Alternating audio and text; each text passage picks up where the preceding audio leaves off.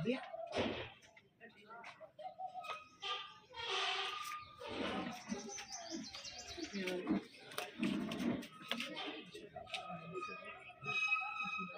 के दिन 10 मार्च 1897 को इन्होंने शरीर छोड़ दिया था।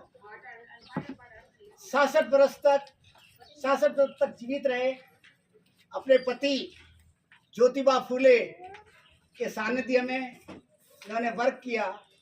आज से लगभग 175 वर्ष पहले महिलाओं की देश में क्या स्थिति थी। महिलाओं को पढ़ने का अधिकार नहीं था। महिलाओं को बराबर पुरुषों के बराबर बैठने का अधिकार नहीं था।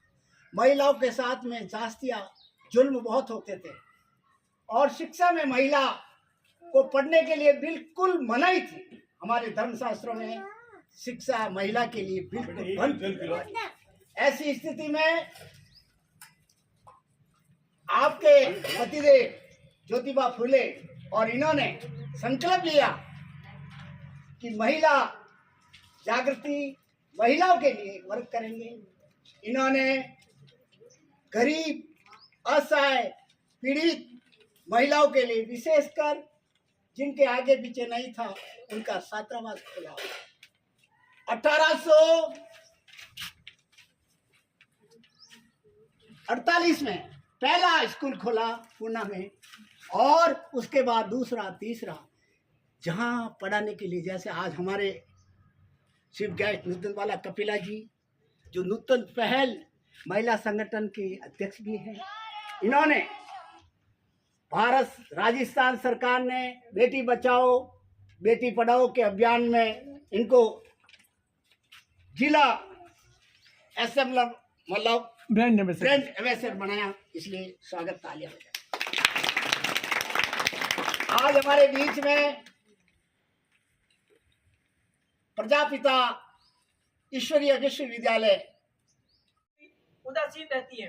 ऐसी स्थिति के अंदर ये आवश्यक है कि उनको हम जागृत करें, उनकी प्रतिभाओं को तराशें और उनको समाज सेवा के क्षेत्र के अंदर उनको जोड़ें। जबकि 50% महिलाएं हैं। संविधान के अंदर आपका प्रावधान समानता का प्रावधान है। ऐसा सब कुछ होते हुए भी अभी महिला क्षेत्र के अंदर उन्नति कुछ कम हो रही है और इसीलिए ये कार्यक्रम करते हैं और हमको इनसे प्रेरणा लेनी चाहिए। आप लोगों को, अपने बच्चों को ऐसे संस्कार देने चाहिए कि वो संविधान का सम्मान करें, वो राष्ट्र के अंदर, राष्ट्र हित के अंदर और देश हित के अंदर अपने परिश्रम से, अपने पुरुषार्थ से इस प्रकार का काम करें, इस देश का एक इतिहास बन जाए, उनका भी इतिहास बन जाए और देश का भी एक इतिहास बन जाए। ऐसे संस्कार आप लोगों को अपने बच्चों को देना चाहिए। आपके बच्चे अभी कुछ कुरीतियों में फंसे हुए हैं। वो कुरीति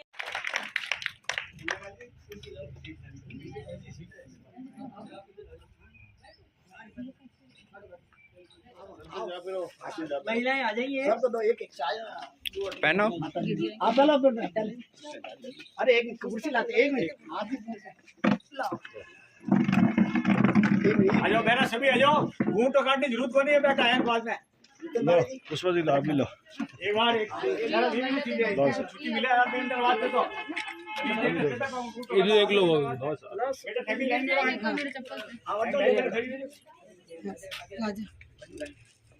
नानी जी के लोग बेटा नानी जी के 5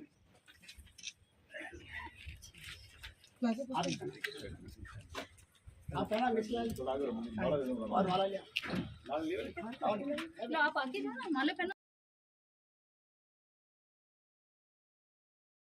अरे कार्यक्रम चल रहा है, अपन आए जी पे।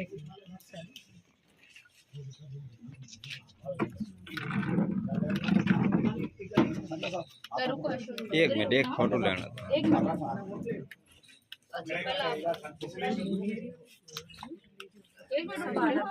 आप सिर्फ इधर कोई कवर करें क्या? आप सब थोड़ा पीछे आओ भैया।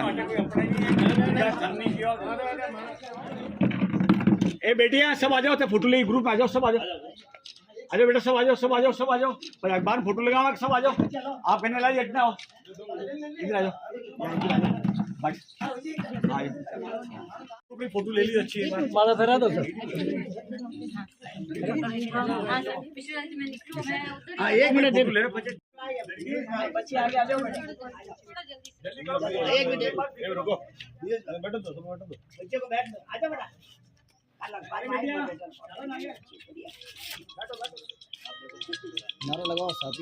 बस सामने देखो 1 मिनट। जब तक सूरज चांद रहेगा, सावित्रीबाई फुले मेरा नाम रहेगा, जब तक सूरज चांद रहेगा, सावित्रीबाई फुले मेरा नाम रहेगा, सावित्रीबाई फुले अमर रहे, अमर रहे। सावित्रीबाई फुले, सावित्रीबाई फुले। थोड़ा जल्दी आए, उपयुक्त बंदे जज भी रहे। ओके। को शुरू करने के रूप में उनको याद किया जाता है। पूना में जब ज्योतिबा फुले ने एक स्कूल शुरू करने की बात की तो वो उनकी जीवन संगिनी थी और उन्होंने उनके साथ में कंधे से कंधा मिला कर के बालिकाओं को घर से लेकर के आई और उन्होंने वो एक छोटा सा स्कूल वहाँ पे शुरू किया और बालिका शिक्षा को शुरू किया। ये वो काल था जब किताब को हाथ में लेना भी एक पाप समझा जाता था बालिकाओं के लिए, कि यदि उन्होंने किताब को हाथ में ले लिया तो ये पाप हो गया समझो बहुत। ऐसे टाइम पर उन रूढ़ियों को तोड़ना बहुत मुश्किल था। ऐसे समय में सावित्रीबाई फुले ने वो काम कर दिखाया और उनके जो माता पिता थे बेटियों के, उनके मन से उस डर को भगाया और डर को भगा कर के वो स्कूल की स्थापना की। तो एक प्रथम जो स्कूल की स्थापना की, बालिकाओं की शिक्षा का आरंभ किया, उसकी एक अधिष्ठाता के रूप में सावित्रीबाई फुले को याद किया जाता है। और निश्चित रूप से उन्होंने जो अलख जगाई उस समय में वो आज तक जलती आ रही है। भारत में बालिका शिक्षा आज भी उसका प्रतिशत उतना अधिक नहीं है जितना पुरुषों की साक्षरता का है। तो अभी भी वो ज़रूरत है कि सावित्रीबाई फुले से वो प्रेरणा लेने की ज़रूरत है कि हम बालिका शिक्षा को बढ़ावा देने के लिए और आगे आएँ। यद्यपि राज्य सरकार के द्वारा बालिका शिक्षा को बढ़ावा देने के लिए बहुत सारी योजनाएं शुरू की गई हैं, उनके हॉस्टल्स शुरू किए गए। जो बेटियां घर में रह कर के नहीं पढ़ सकती उनके लिए हॉस्टल की सुविधा शुरू की गई, छात्रावास में रह कर के पढ़ें वो, उनके लिए साइकिल योजना शुरू की गई, उनके लिए स्कॉलरशिप्स दिए जा रहे हैं। और उनको इतना ही नहीं, स्वस्थ बनाने के लिए और इस तरीके की स्वास्थ्य से संबंधित भी, जो आप सब जानते हो कि आयरन की टैबलेट्स दी जाती हैं, कि आयरन की टैबलेट्स दी जाए ताकि उनमें खून की कमी नहीं हो। तो सब तरह से स्वस्थ रहने के लिए, शिक्षित रखने के लिए सब तरह से प्रयास किए जा रहे हैं। उसी का परिणाम है कि आज आप इस हॉस्टल को देख रहे हैं। इस हॉस्टल में भी वो लड़कियां रह रही हैं जो निश्चित रूप से अगर यह हॉस्टल नहीं होता तो शायद शिक्षा से वंचित हो जाती। तो इस वंचित बालिकाओं को हम शिक्षा से जोड़ें, यही आज की मांग है, ये आज की ज़रूरत है। और जब हम बालिकाओं को शिक्षित करेंगे तो निश्चित रूप से हमारा समाज ही शिक्षित नहीं होगा बल्कि राष्ट्र हमारा प्रगति के पथ पर अग्रसर होगा। इन्हीं शुभकामनाओं के साथ कि हम उनके दिखाए गए मार्ग को हमेशा उस पर चलते रहेंगे, उसके अनुयायी रहेंगे। धन्यवाद। ये विश्व भाई, स्वागत है आपका। और इसी प्रकार आप प्रगति के पथ पर बढ़ते रहें और ऐसे नेक काम करते रहें। हमारी शुभकामनाएं, मंगल कामनाएं। सोहन जी कस्बा साहब का ताली बजाओ। कौन हमारा एक्टिव कार्यकर्ता है? चलो एक मिनट, एक स्वागत करो। माला का माला लेंगे।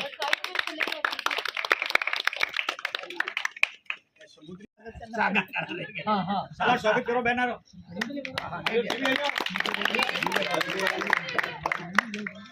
आप लोग भी करो ना।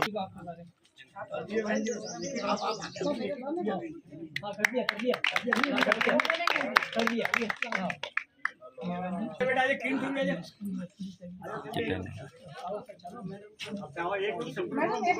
लाल जी जल्दी ले। ओके। माला हमारे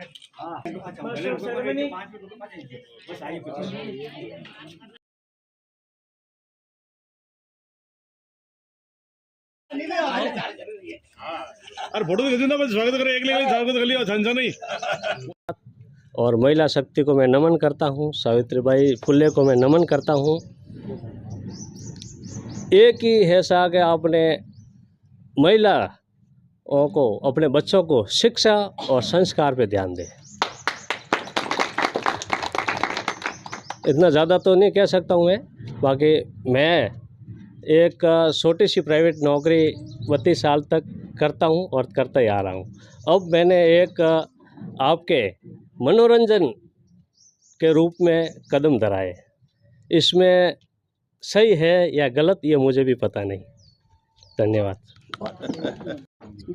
सम्मानित मंच और दिव्या बहन जी, यहाँ आई हुई सभी महिलाएं, सभी विद्यार्थी बहनें, बच्चियाँ, आज ज्योतिबाई फुले का जो हम पुण्यतिथि मना रहे हैं, अभी जैसे नूतन बालाजी ने और मैडम ने, दोनों ने महिलाओं के और शिक्षा के प्रचार प्रसार के लिए काफ़ी कुछ कहा। जो कुछ बोलना था सब कुछ उन्होंने बोल दिया। समय अभाव है इसलिए ज़्यादा मैं कुछ नहीं बोलूँगी, सिर्फ 2 ही बात मैं बोलूँगी, और वो 2 ही बात ऐसी है जिस पे हमको पूरा ध्यान केंद्रित करना है। आज हम महिलाएं हैं, अगर शिक्षा नहीं होती तो हमारा उन्नति नहीं होती। एक महिला अगर शिक्षित होती है तो अपने परिवार को, अपने घर को, अपने समाज को, अपने राष्ट्र को, देश को, सबकी उन्नति उससे संभव होती है। तो हम हमेशा बहुत ये शुक्रगुजार के रूप में हम इनका हमेशा धन्यवाद करेंगे और हमेशा इनकी आदेशों पे चलने की हम कोशिश करेंगे। तो आज ये मैं आप सब महिलाओं से सिर्फ एक निवेदन, करबद्ध निवेदन करना चाहती हूँ कि जिस तरह से ज्योतिबा फुले ने हमारे बच्चों के लिए या महिलाओं के लिए शिक्षा की जो अलग जगाई, उस अलग को उन्होंने जगह दी, उस अलग को आगे लेके आप सब महिलाओं को जाना है। अपने घर में अपनी बेटियां, बहुएं, उन सबको शिक्षा देके उस अलग को आगे आपको प्रज्वलित करना है। ये हमारी महिलाओं का, हमारा ही काम है और आप सबका काम है। इसलिए आपसे मेरी पर्सनल ये निवेदन है। धन्यवाद। इस प्रोग्राम में आपने बुलाया उसका बहुत बहुत धन्यवाद और इस प्रोग्राम का समापन ये करें। काफी अच्छा लगा कि आज लेडीज बहुत ज्यादा है, मुझे काफी खुशी हुई कि आप सब आए। जो भी बच्ची इस बार 10वीं 12वीं में फर्स्ट आएगी, प्रत्येक बच्ची को मेरी ओर से जो फर्स्ट आएगी प्रत्येक बच्ची को 500 रुपये मैं मेरी जेब से रिजल्ट आते ही यहाँ आऊँगा। प्रत्येक बच्ची को 500 रुपये फर्स्ट डिवीजन आने, इसलिए खूब पढ़ो। मेरी घोषणा बैठनी देनी चाहिए। 10वीं और 12वीं की बच्चा सब फर्स्ट आए, शुभकामना के साथ में।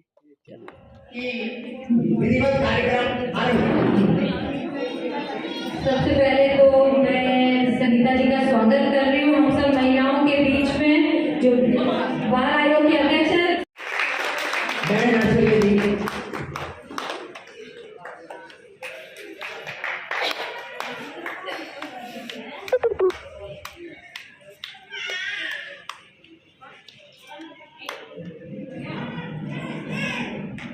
परिचय है, हम लोग साथ में कॉलेज की सखियां भी हैं, हमने कॉलेज साथ में किया, फिर ये शादी करके भी आई तो जोधपुर ही आई, किशनगढ़ की है ये, शादी करके इनका ससुराल जोधपुर हुआ, जो एक राजनीतिक परिवार में इनकी शादी हुई, तो इससे उनकी कदम पर पार्षद भी नहीं थी, है ना।